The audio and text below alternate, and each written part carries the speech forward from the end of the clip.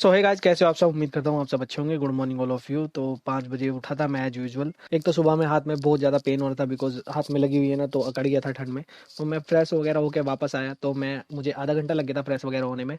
तो मैं आपको वही टाइम बता रहा था, वो जो ऑडियो है ना वो रिकॉर्ड नहीं हो पाई है। पता नहीं सुबह में क्या होता है, या एक मतलब पर्टिकुलर टाइमिंग में एक ऐसा होता है कि जो भी मैं वीडियो बनाता हूँ ना, उसकी ऑडियो रिकॉर्ड नहीं होती है। खैर छोड़िए, अब आते हैं अपने व्लॉग पे वापस। तो मैंने सुबह में वोकेबलरी और ग्रामर प्रेफर करिए कि मैं सुबह में ये पढ़ूंगा, और साथ ही साथ वॉर्म वेब को चार्जिंग पे लगा दिया। तो उसके साथ साथ मैं टू डू लिस्ट भी बना लेता हूँ, बिकॉज वहाँ पे बेड पे बैठ के पढ़ना है। तो गाइस, जो मेरा आज के टारगेट है वो कैम में 30 वर्ड्स ईच सेक्शन, तो उसी को आगे बढ़ाऊंगा। 270 वर्ड मैंने इस सेक्शन में कर लिए हैं, तो उसी के से आगे करूंगा। और ग्रामर में जो मेरा आज का टारगेट है, वो सारे जो चैप्टर है ना ग्रामर में, उनका बेसिक जो स्ट्रक्चर है वो कैसे काम करते हैं कैसे नहीं, अमन वशिष्ठ सर ने लिखवाया हुआ है, तो मैंने उसके नोट्स बनाए हुए हैं, उसको रिवाइज करूंगा।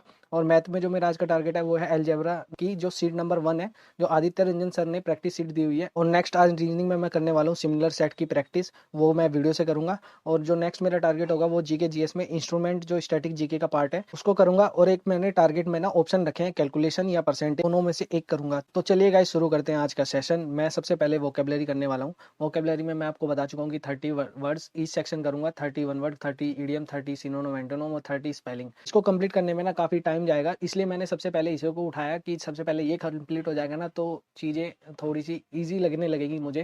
बिकॉज मैं सुबह उठ के ना काफी हेक्टिक भी हो जाता है कि एक तो नींद पूरी नहीं हुई होती है, मैं बहुत ज्यादा लेट सोता हूँ, और इसके बाद मैं दिन में भी नहीं सो पाता हूँ। तो इसलिए ना थोड़ा सा माइंड भी वैसा हो जाता है कि इसको पढ़ ले और फिर सो जाना, ये माइंड में चलता रहता है। तो गाइज, उसको हटाने के लिए मैंने पहले जो मेन बड़ा सा टारगेट है ना वो कंप्लीट किया, और वो कैप को कंप्लीट करने में मुझे 2 घंटे लग गए। उसके बाद मैंने अपनी ग्रामर उठाई। ग्रामर में मुझे ज़्यादा टाइम नहीं लगा, उसे मुझे 1.5 घंटे में कंप्लीट हो गया, पूरे जो सारे चैप्टर का रिवीजन था वो। सो गाइज, मेरी जो ग्रामर है, बेसिक ऑफ ग्रामर कंप्लीट हो गया है।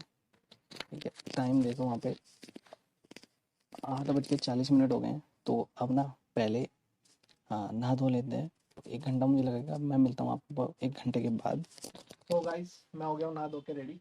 तो अब कर लेते हैं ब्रेकफास्ट। पहले पूजा करेंगे, उसके बाद ब्रेकफास्ट करेंगे। तो चलिए आइए।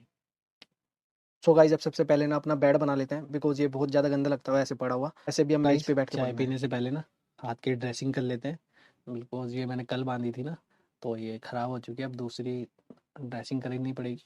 तो आइए पहले ड्रेसिंग कर लेते हैं हाथ की, फिर चाय पिएंगे।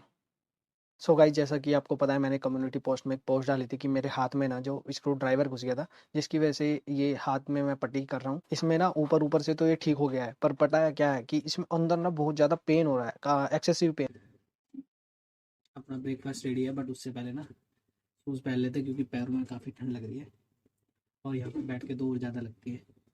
सो गाइस, ब्रेकफास्ट में ना मैं आज चाय पीने वाला हूँ, बिकॉज आज मेरा फास्ट है, मंगलवार है, जैसा कि आपको पता है। हैंड सैनिटाइजर से हैंड वॉश करने के बाद मैं अपनी जो चाय है वो पी लेता हूँ।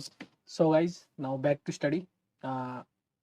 टाइम थोड़ा ज़्यादा हो गया है, 10:10।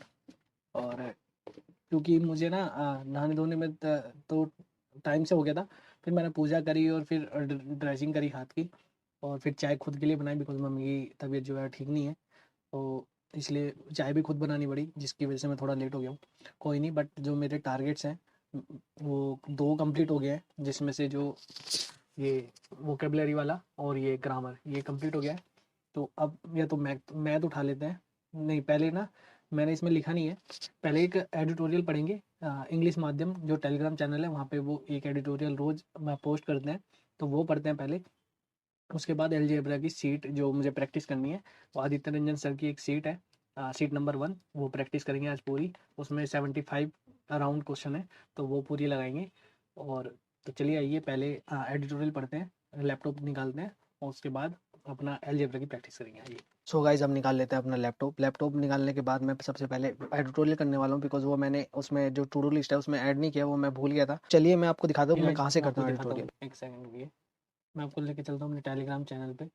यहाँ पे जो ये मैंने सर्च किया है इंग्लिश माध्यम, यहाँ पे ये रोज़ डेली का, ये आज का है। मैं आपको दिखा देता हूँ डेट। डेट यहाँ पे कैसा है, ये 19 दिसंबर ऊपर लिखी आती है, शो होती है।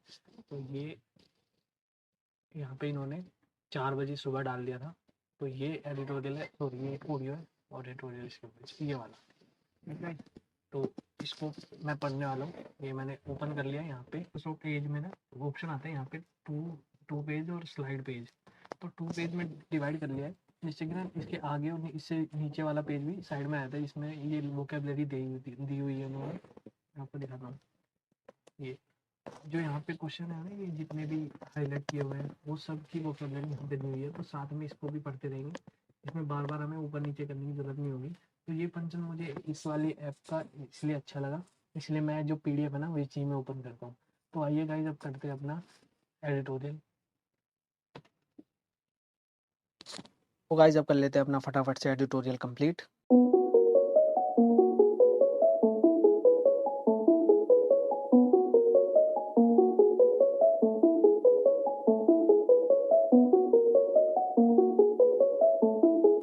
सो गाइस, मेरा जो एडिटोरियल है वो भी कंप्लीट हो गया। उसमें मैंने आपको दिखा दिया कैसे कैसे मैं करता हूँ।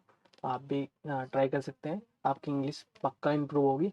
तो गाइज, अब कर लेते हैं अपना मैथ। मैथ में जो मेरा आज का टारगेट है वो है अलजेब्रा की प्रैक्टिस सीट्स। जो मेरे पता नहीं कहाँ गया टारगेट। तो गाइज, ये है अलजेब्रा की प्रैक्टिस सीट। ये आदित्य रंजन सर की है। आदित्य रंजन सर का बैच है मेरे पास रिकॉर्डेड। तो मैं उन्हीं से अब एडवांस मैथ कर रहा हूँ। पहले मैंने पवन राव सर से भी ट्राई किया था, बट मुझे कुछ नहीं समझ आया। वो टीचर अच्छे हैं, बहुत अच्छे हैं, बहुत बढ़िया उन्होंने पढ़ा रखा है, बट मुझे उस टाइम पे कुछ नहीं समझ में आया। जो मैंने आदित्य रंजन सर से पढ़ा है ना, तो बेस्ट समझ में आ रहा है मेरे को, अब समझ में आ रहा है। सब टीचर अच्छे हैं, आप किसी से भी कर सकते हैं। तो गाइज, अब कर लेते हैं ये प्रैक्टिस सीट नंबर 1 मुझे लगानी है। अभी मेरी 10 क्लास कंप्लीट हुई है उसमें अलजेब्रा में से। तो ये प्रैक्टिस सीट 1 मुझे कंप्लीट करनी है। इसमें